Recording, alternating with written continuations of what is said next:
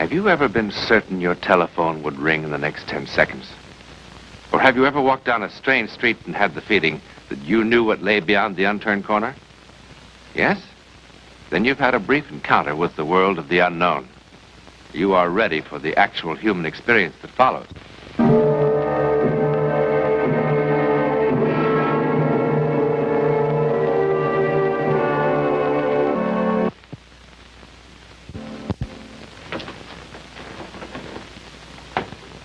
It's a pleasant apartment. Nice room. For such a terrifying thing to happen. But who among us can ever know when or where psychic lightning will strike? And who among us is ever really prepared for a shattering glimpse into the world of the unknown? Certainly Anthony March was not. This is his Greenwich Village apartment in New York City. It's a comfortable, charming room. It has nice furniture, pictures on the wall. Matter of fact, it has everything that should make a man happy and comfortable, with the possible exception of a view.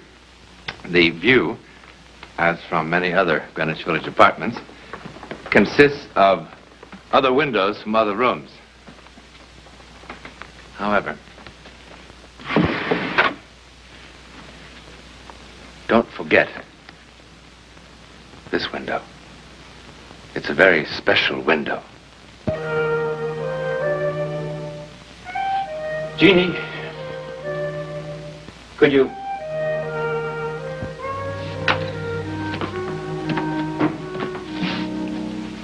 Could you look a little alive? I'm alive.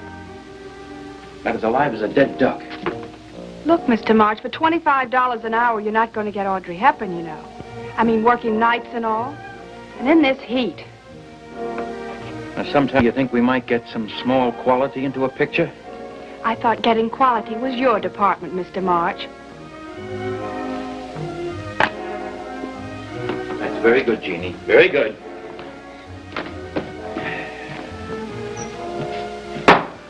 Well, it's not coming out so bad, Mr. March.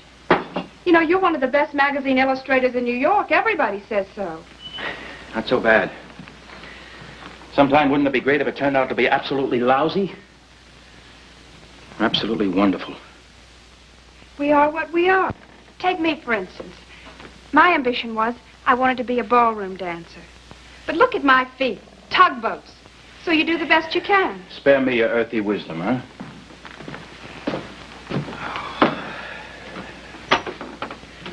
So hot. I'm suffocating. The weatherman on TV said there's a cold front moving in from Canada. I'll still suffocate on this junk. Oh, you'll see. The agency will think it's great. Yeah. Gee, what do you want, for crying out loud? To be like that crazy artist who cut off his ear? Why, I bet you make more in a week than he made in a whole year. Jeannie, go on home. I thought you had a deadline to meet. Go home. Gee, I broke a swell date to work with you tonight. I'm not working anymore. You hired me for 3 hours. I'll pay you for 3 hours. Look, I don't want charity.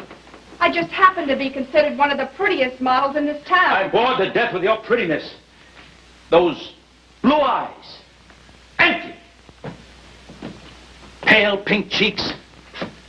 That cute little dimple of yours. Thanks a lot. Just once before I'm old and gray, you think I might be able to see something that will excite me enough so I could be an artist for about 5 minutes? To be honest, I think you ought to see a doctor. I told my roommate who goes to NYU about Get it. out of here. I'm leaving as fast as I can. Oh, I hate that cute little dimple.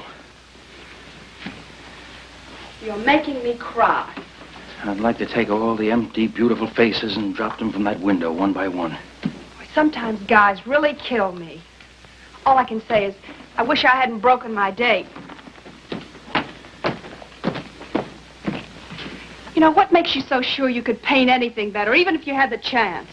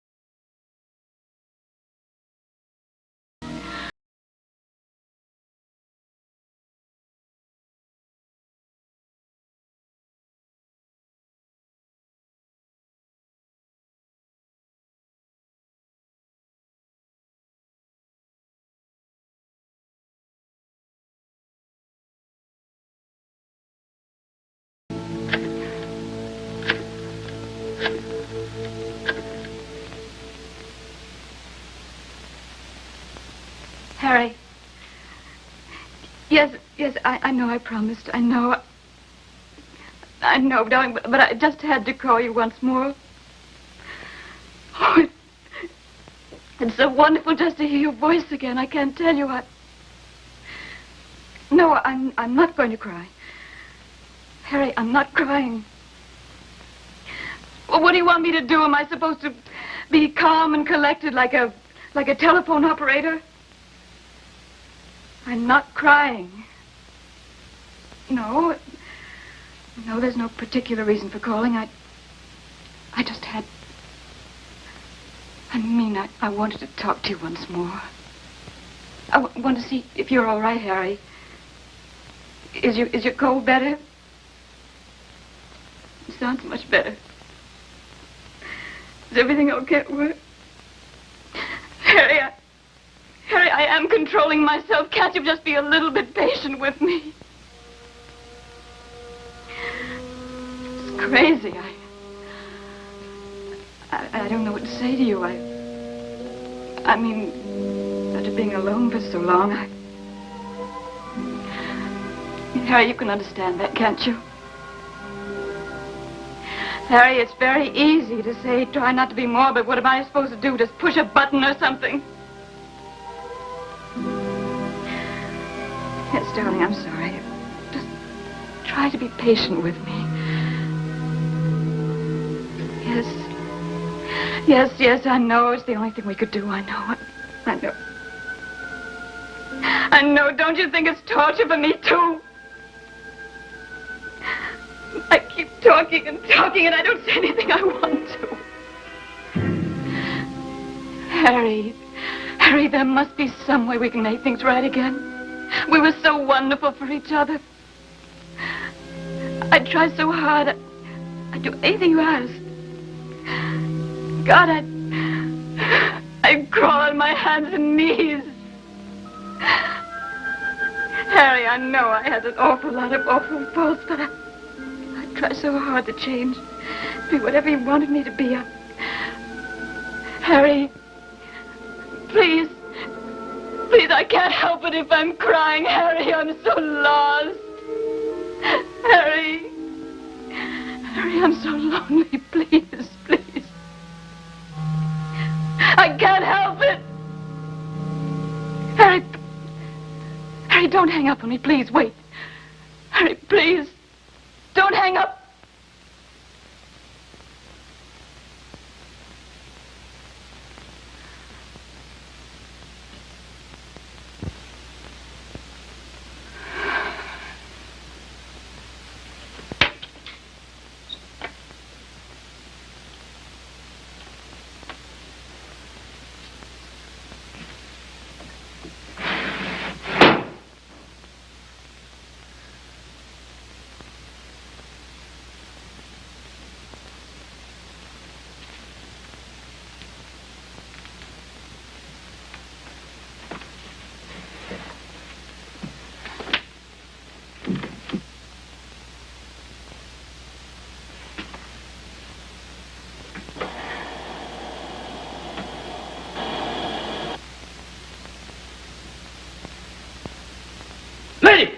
Lady, what are you doing? Lady!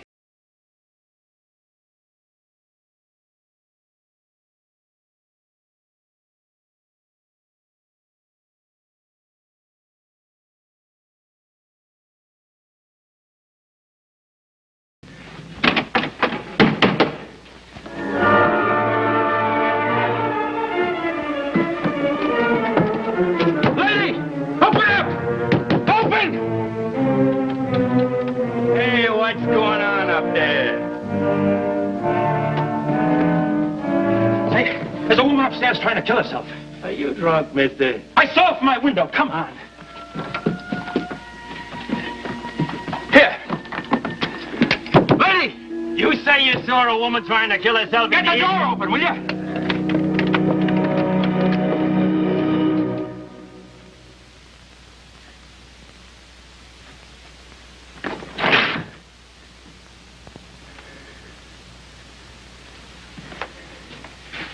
But she was in here. Look, I saw her from my window across the way. You think I'm playing a game or something? Mister, if someone tells me a dame's gassing herself in one of my rooms, I come a-running.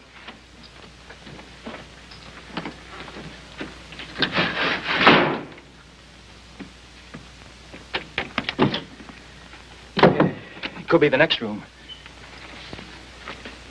Maybe she's in here. Traveling man's in there, an old fellow from Toledo. And like the sign says, he don't want to be disturbed. Look, I tell you I saw her. Sorry for the disturbance, Mrs. Halverhan.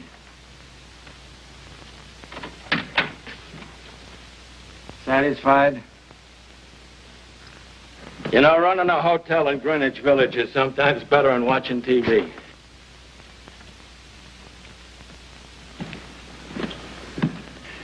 I'm not crazy. I saw her. Go on home, mister, and sleep it off. I'm not drunk.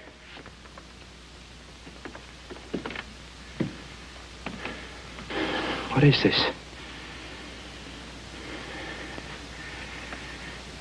What is this?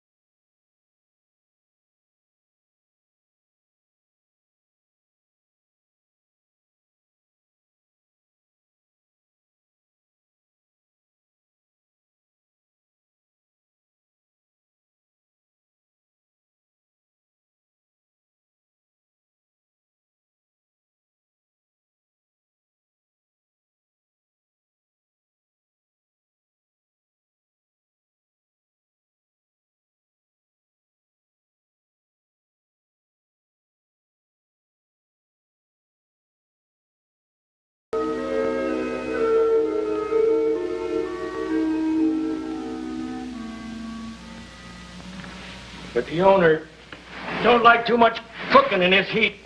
Yes, all right. Good night.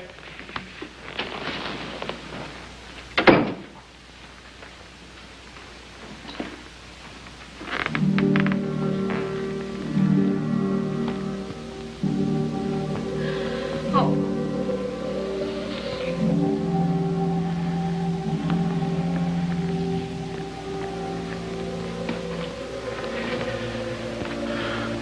my God.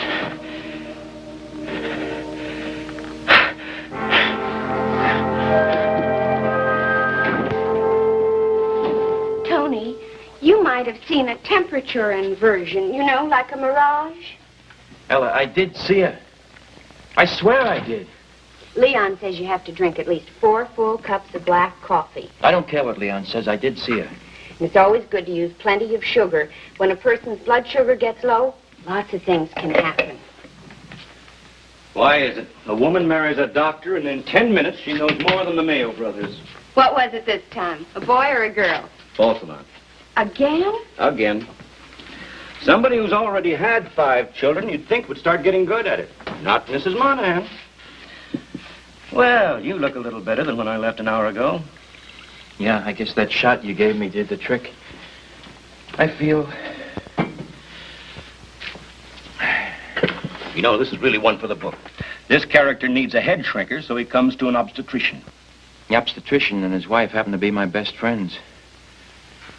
When this thing happened for the second time, all I could think of was to come running. Leon, it couldn't have been a dream twice. I was awake. I know I was awake. Half awake, Buster. Big difference. Subconscious going on like a house afire. You want to know the technical name for it, ask Ella. She knows all those big words. Well, it does have something to do with the layers of sleep, Tony. Your subconscious is lamp. Is that her? Yeah. Looks like a thyroid case. Next time you see her, tell her to have a basal metabolism. Very funny. Look, what happened to you is happening right now to 50 different people. If you want my honest opinion, you'd had a little bit too much to drink, you fell asleep, and you had a recurrent nightmare. All right. Don't believe me? Go see a psychiatrist. He'll tell you the same thing and send you a nice bill. Leon. Now, if you'd ever been wide awake and bright as a sparrow, and maybe tying your shoelace or shaving that ugly face of yours, and you'd seen a woman that wasn't there, that would be different. What do you mean different?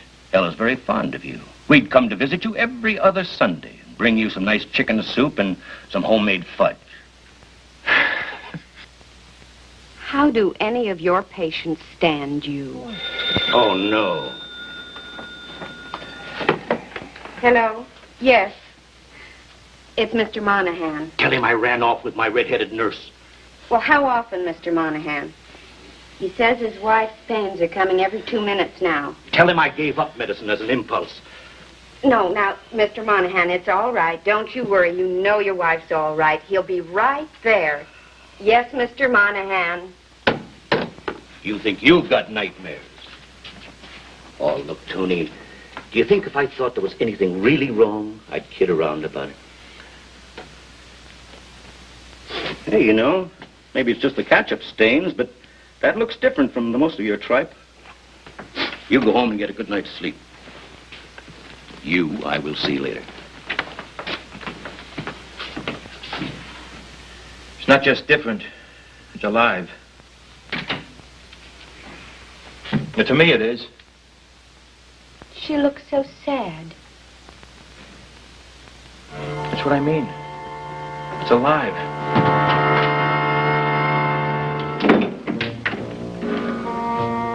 Jeannie, what are you doing here? Mr. March, I must have fallen asleep. I came in about 1 o'clock and I found the door wide open, so I just came on in. I thought maybe you'd just be gone a couple of seconds. What time is it? It's 3 o'clock. 3 o'clock? What made you come back? To tell you off? Gee, some of the things you said. Oh, yeah, I know. Well, I'm sorry, Jeannie. Well, you should be. Well, then maybe you shouldn't be. Because if you're sorry, how can I be mad?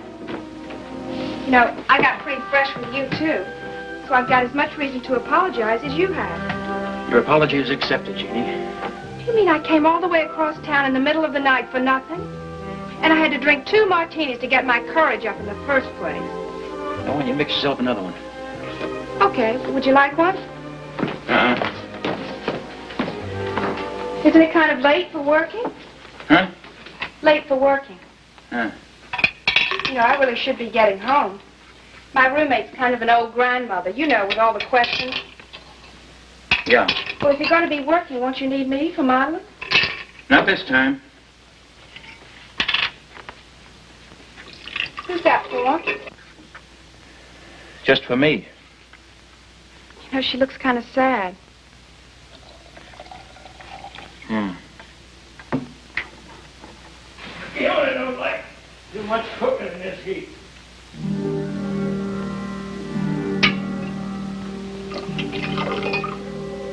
Jeannie. Look out that window. What for?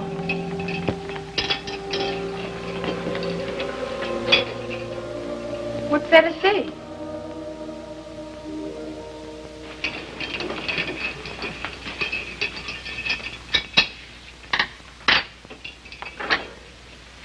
You know, Mr. March, I really am sorry about what happened. The way I lost my temper and all. You kind of lost your temper, too. I think it's kind of nice how we're both so sensitive about our work. You know, right after I left here, I went straight home and I asked my roommate, you know, the one... I can't help it if I'm crying, She's Harry. majoring in psychology, and I asked her what she thought I should do about what I'd said to you this afternoon. She said, well, I should Harry, come straight over here and please. apologize. Get it off my... Please, I'm so lonely. What's the matter, Mr. March?